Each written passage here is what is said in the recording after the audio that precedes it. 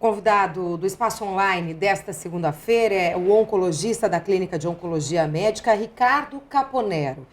O senhor disse no primeiro bloco que câncer aqui em São Paulo é a terceira causa de morte, depois de doenças cardiovasculares e acidentes de trânsito, enfim, as causas externas. Qual é o tipo mais prevalente na nossa população? Ainda a próstata e mama. Próstata do sexo masculino, mama do sexo feminino, são as duas mais comuns. A câncer de mama eventualmente pode acometer os homens também, mas isso é 1% da incidência em mulheres. E o terceiro mais comum, o câncer coloretal. Então esses são os 3 tipos mais frequentes de câncer na população. Eles poderiam ser evitados ou prevenidos? Qual é a recomendação nesses casos? Com certeza. Desses 3, talvez o que mais a gente tem impacto na avaliação precoce é o câncer de cólon. Porque a grande parte dos tumores do cólon começam com um pólipo benigno, que é tipo uma verruguinha no intestino, e que se transforma, depois de 5 a 10 anos, num pólipo maligno. Ou seja, então, muito tempo se passou aí, né? Então, se a gente fizer colonoscopia de rotina na população, né, ou se fizer naquele grupo de risco, a gente tem exame mais simples, que é a pesquisa de sangue oculto nas fezes. Se você faz uma pesquisa de sangue oculto nas fezes e daqueles que dá positivo, você fizer uma colonoscopia, você eventualmente pode achar o pólipo na fase benigna dele ainda e remover esse pólipo. Então hoje se recomenda que aos 50 anos de idade, existe câncer do colo antes disso, mas a frequência é muito mais baixa, a frequência aumenta à medida que aumenta a idade, o auge da incidência é por volta dos 65 anos de idade. Então a recomendação oficial hoje é que aos 50 anos, homens e mulheres façam um exame de colonoscopia, mesmo que não sinta nada. Se você achar um pólipo, você remove esse pólipo. Isso não está só fazendo o diagnóstico precoce, mas está fazendo o tratamento preventivo do câncer do intestino. E a gente acha que se a gente fizesse isso de rotina para todo mundo, a gente conseguiria evitar pelo menos 80% dos tumores do intestino, que é o terceiro mais frequente. Reduziria muito a necessidade de fazer colostomia, que é um orifício por onde saem as fezes na parede do abdômen, ou a necessidade de fazer quimioterapia e radioterapia, por conseguir um diagnóstico mais precoce. Então esse a gente tem uma intervenção que não só faz o diagnóstico mais precoce, mas pode de fato evitar o câncer. Então ela não é só uma prevenção secundária de rastreamento, mas uma prevenção primária da neoplasia. Naqueles que têm história familiares, de algumas famílias que têm propensão ao câncer de cólon, né, eventualmente a gente pode fazer alguns testes genéticos, hoje já estão disponíveis no mercado, alguns testes para você mostrar que você tem uma propensão a ter câncer familiar, e nesses pode-se discutir até cirurgias profiláticas ou um rastreamento mais precoce e mais frequente. Então eu posso identificar um grupo de risco muito mais elevado e nesse grupo ainda fazer algumas intervenções ainda mais incisivas, mais ativas, para conseguir reduzir de fato esse grupo. Tudo isso é caro? O plano de saúde cobre, por exemplo, esse rastreamento genético? O rastreamento genético, assim, na verdade, começa com uma história familiar. Se ninguém na sua família, nenhum parente de primeiro grau, ninguém próximo teve câncer de colo, talvez não seja genético, você não precisa fazer. Mas se você teve um pai que teve, um tio que teve, um irmão que teve, você já tem indicação de fazer. O teste genético ainda é relativamente caro e não é coberto nem pelos planos de saúde. Mas dependendo da situação da população, dependendo de quanto é o seu risco, talvez até valha a pena, porque se você souber que tem um risco de 80%, aí tem medidas mais efetivas para fazer para você. Mas isso, de fato, na população geral é uma exceção. A pesquisa de sangue oculto das fezes é relativamente barata, é muito fácil de fazer, não custa nem R$50 no laboratório, precisa fazer um preparo adequado, você não pode machucar a gengiva, você não pode comer carne crua, não pode tomar vitaminas que tem o ferro, tem um preparo todo para fazer o exame, que é um exame que dá muito mais falso positivo do que negativo. Então, também vale a pena falar para o paciente quando ele vai fazer o exame, para ele não ficar desesperado, que o sangue oculto nas fezes positivo não é câncer, é só o sangue oculto positivo nas fezes, que merece uma investigação complementar. Porque ele vai ser positivo em gengivite, gastrite, se você tomou vitamina com ferro, qualquer exame. O que ele detecta, na verdade, é sangue nas fezes. Ele não está fazendo diagnóstico de tumor, mas ele é um exame muito sensível.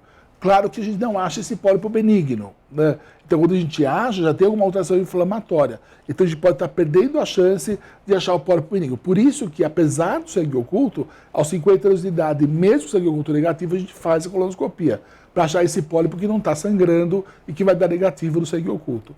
Mas os dois exames juntos são muito positivos para a gente achar, são muito fortes para a gente achar as pessoas que de fato têm de risco, e a gente já evitou, a gente acompanha pacientes com câncer no consultório, aí fala, doutor, mas e minha família? Né? Olha, sua mulher tem a idade que você, vale a pena ela fazer, seu filho está chegando nos 50 anos, vale a pena ele fazer. A gente teve muitos casos familiares que não eram geneticamente transmitidos, mas de o filho ter achado um pólipo e falar, nossa, salvamos a vida do seu filho, porque daqui 10 anos talvez ele estivesse na mesma situação que você está. Então, esses exames preventivos são muito importantes e quando acontece um caso na família, geralmente o resto da família fica alerta e é mais fácil conseguir o que o resto da família faça. Né? Então, essa prevenção é muito importante. Para a próstata, a gente não tem nada que possa evitar. É a mesma coisa que mama. Assim, do intestino eu estou evitando de você ter câncer, tirando o pólipo benigno. Uhum. O de mama eu não tenho como evitar que você tenha câncer. Existem algumas medidas cirúrgicas, algumas medidas de remédio que podem reduzir o risco, mas eu não tenho como evitar com certeza que você vá ter. Embora eu tenha algumas medidas que possam diminuir a incidência, como eu posso dar alguns remédios preventivamente. Por exemplo? Existe um remédio chamado tamoxifeno, outro chamado hexabestano, que são remédios que, para um grupo de risco, eu posso dar esse medicamento e reduzir o risco. Por quê? Como ele age? Ele age, na verdade, bloqueando receptores que estimulam o tumor a crescer. Em casos mais dramáticos, também existe câncer de mama familiar. Nesses casos de câncer de mama que são familiares, que eu também posso identificar o gene, geralmente o gene mais acometido é o BRCA1, BRCA2. Essas pacientes que têm esse gene, eu posso até propor a retirada da glândula mamária, que não é uma cirurgia para tratar câncer, é uma cirurgia menos agressiva, eu não preciso tirar linfonodos, eu não preciso fazer uma cirurgia mutiladora, mas eu retiro a glândula mamária antes dessa paciente ter câncer. Né? Então, como naquele paciente que tem câncer de colo, se ele tiver vários irmãos e tiver o gene, eu também posso propor para ele tirar o intestino antes dele ter câncer. É uma situação drástica, mas num grupo de risco muito elevado, um risco de 80%, 85%, é uma situação que vale a pena. Né? Mas fora isso, mesmo que eu não possa evitar que você tenha câncer, a gente sabe, por exemplo, do câncer de mama, que a sua chance de estar vivo em 5 anos, ela cai 1% para cada milímetro que o tumor cresce. Então, se você tiver um tumor de 1 milímetro, sua chance de estar vivo daqui a 5 anos é 99%. Se ele tiver 10 milímetros, sua chance de estar vivo é 90%. Então, cada milímetro que o tumor cresce, você perde 1% de chance de estar vivo daqui a 5 anos. Cada linfonodo que fica comprometido embaixo da axila, você perde mais 6%. Então é uma corrida contra o tempo. Quanto mais rápido a gente acha, mais precoce a gente trata e maior a chance de sucesso. Esse diagnóstico precoce é muito mais efetivo do que qualquer quimioterapia. Né? No câncer de próstata é um pouco mais difícil, porque a gente tem o PSA e o toque retal para ser feito. Né? Muita gente opta só pelo PSA, né? Eu conheço muitos homens, inclusive com mais de 45 anos, não, eu faço exames preventivos. PSA. Na verdade, assim, a gente diz assim, é igual você fazer a mamografia ou o exame da mama. Né? O exame da mama é importante, mas quando eu tiver um nódulo palpável, ele já tem pelo menos 1 centímetro, 1,5 centímetros. Né? Então, eu tenho chance da mamografia de achar tumores muito menores do que no exame. Então, eu gostaria de achar todos os exames de mama antes de eu palpar. Né, todos nós achando da mamografia por calcificação ou por nódulos de 3, 4 milímetros que são espiculados. Essa foi uma discussão também muito forte no ano passado, a questão da mamografia e de mulheres que são diagnosticadas e operadas sem necessidade, justamente pelo exame da mamografia que dá nódulos muito pequenos e o médico já resolve tirar de imediato. Qual é a opinião do senhor em relação a isso? Eu acho assim, isso aconteceu com próstata também. O ano passado a gente teve uma grande controvérsia de que fazer o PSA e achar mais cedo também não reduziu a mortalidade dos homens em geral. Né? A questão é que o fato de achar não quer dizer que tem que tratar todo mundo. Né? E o problema do câncer de mama é que, junto com esses tumores malignos e invasivos, se diagnostica um carcinoma ductal in situ, que é aquele tumor que não é invasivo ainda. E esse tumor que não é invasivo ainda, talvez não precisasse ser operado. Né? Mas a gente não sabe hoje qual é o ductal in situ que vai ficar in situ, qual é o que vai se tornar invasivo. Então é melhor a gente pecar pelo excesso de operar um sem saber se ele vai se transformar, do que esperar para ver se ele vai se transformar ou não. Né?